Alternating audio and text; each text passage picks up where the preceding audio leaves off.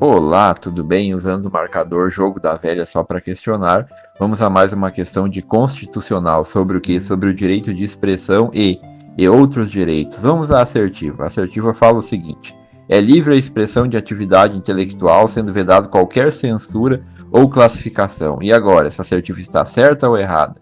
Vamos dar uma olhadinha ali na Constituição, vamos no inciso 9 do artigo 5º, onde o tema é direito de expressão. Esse inciso 9 fala o seguinte: é livre a expressão do que? Da atividade intelectual e atividade artística, científica e de comunicação.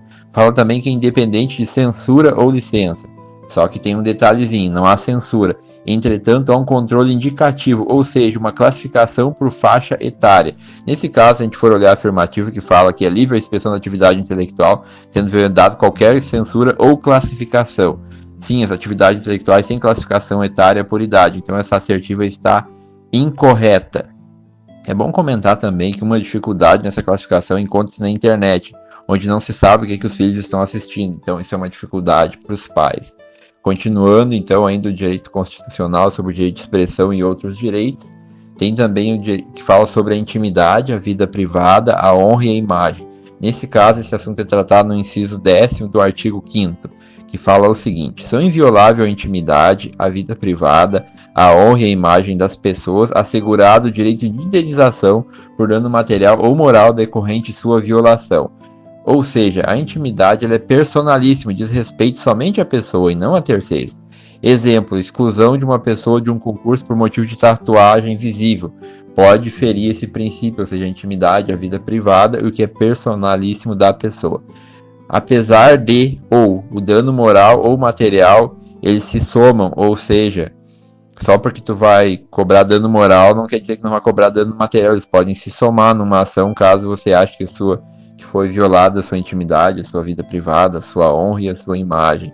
Aí você pode solicitar indenização por dano material ou moral decorrente da sua violação. Entretanto, como fala ou ali, mas já foi pacificado o tema pelo STJ que eles se somam, não é um ou outro, pode ser um e o outro, inclusive. Continuando aqui, inciso 10º, a gente estava olhando, vamos falar do domicílio, que é o inciso 11 do artigo 5º.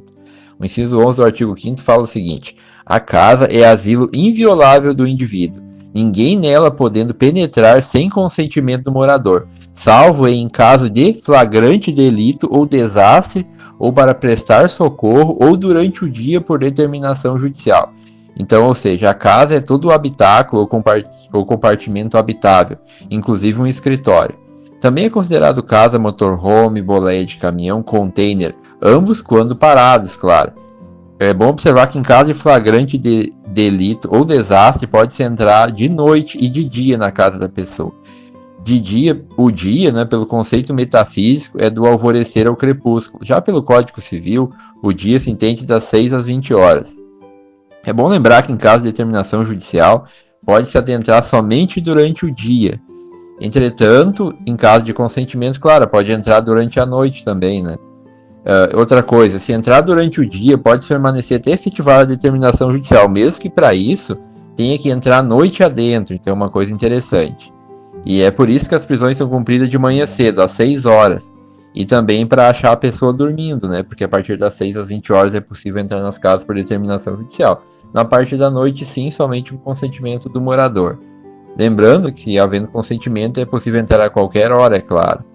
A questão do sigilo também, vamos aproveitar a oportunidade, vamos falar sobre o sigilo no artigo 12, no inciso 12 do artigo 5º, onde fala o seguinte: é inviolável o sigilo de correspondência e das comunicações telegráficas e de dados e de comunicações telefônicas, salvo, em último caso, por ordem judicial nas hipóteses e na forma que a lei estabelecer para fins de investigação criminal ou instrução processual penal. Ou seja, as comunicações já são invioláveis. Se você tem seu telefone apreendido, por exemplo, só o juiz pode determinar se alguém pode ou não verificar o conteúdo que tem dentro dele. Lembrando que o sigilo de correspondência inclui também carta e e-mail, ou seja, tudo é sigiloso. WhatsApp, qualquer forma de comunicação, para ter acesso a essa comunicação é preciso de uma ordem judicial, não é qualquer pessoa que vai apreender seu aparelho e já sair verificando o que tem dentro dele. O sigilo ele só pode ser quebrado, ou seja, por determinação judicial. Esse inciso ele é referenciado no artigo 58, parágrafo 4º Não, parágrafo 3º da Constituição. Continuando aí no inciso 3 do artigo 5º, ainda fala que é livre o exercício de qualquer trabalho, ofício ou profissão, atendidas as qualificações profissionais que a lei estabelecer. É bom prestar atenção, né, que são qualificações profissionais, que compreendem apenas qualificações técnicas. Sabe o que significa isso? Significa que eu posso exercer a profissão de qualquer profissão quando eu bem entender. Se eu tiver uma profissão simples, por exemplo, capinão lote, eu posso exercer a hora que eu bem entender. Agora, quando fala em qualificação profissional, significa que para eu exercer uma profissão de enfermeiro, é preciso ter um curso técnico de enfermagem de acordo com que a lei estabelece. Ou seja, qualquer trabalho ou profissão é livre, desde que atendidas as qualificações técnicas e profissionais que a lei estabelecer. Esse inciso é uma norma de eficácia contida, pois a princípio é uma norma livre, até que as qualificações exijam requisitos. Ou seja, uma eficácia contida, deu para entender, né? Porque norma é livre, qualquer um pode exercer qualquer ofício ou profissão, porém a contenção é que tem que atender as qualificações profissionais que a lei estabelecer. Continuando no inciso 14 do artigo 5º, fala o seguinte: é assegurado a todos o acesso à informação, resguardado o sigilo da fonte quando necessário ao exercício profissional.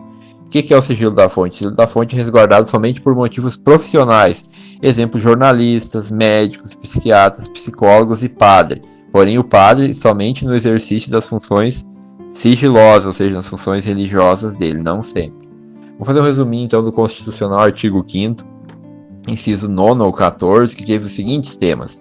Direito de expressão, o que dá para marcar nisso aí? Que é livre o direito de expressão por qualquer meio ou ferramenta, entretanto há um controle indicativo de idade. A questão da intimidade, vida privada, honra e imagem. É bom lembrar o seguinte, que a intimidade é inviolável, cabendo a ação de danos morais e materiais. A respeito do domicílio, o que ficou marcado a respeito do domicílio? Que pode-se entrar em uma casa durante o dia, se houver ordem judicial ou a qualquer momento com autorização do dono. E também a qualquer momento em caso de flagrante delito ou catástrofe. A respeito do sigilo, o que ficou marcado? O sigilo é inviolável, salvo por ordem judicial na forma da lei. O sigilo da fonte, o que ele é? Ele é protegido por motivos profissionais. Sobre as liberdades profissionais. Sobre as liberdades profissionais é bom saber que é livre atividade profissional, desde que atenda às qualificações técnicas exigidas.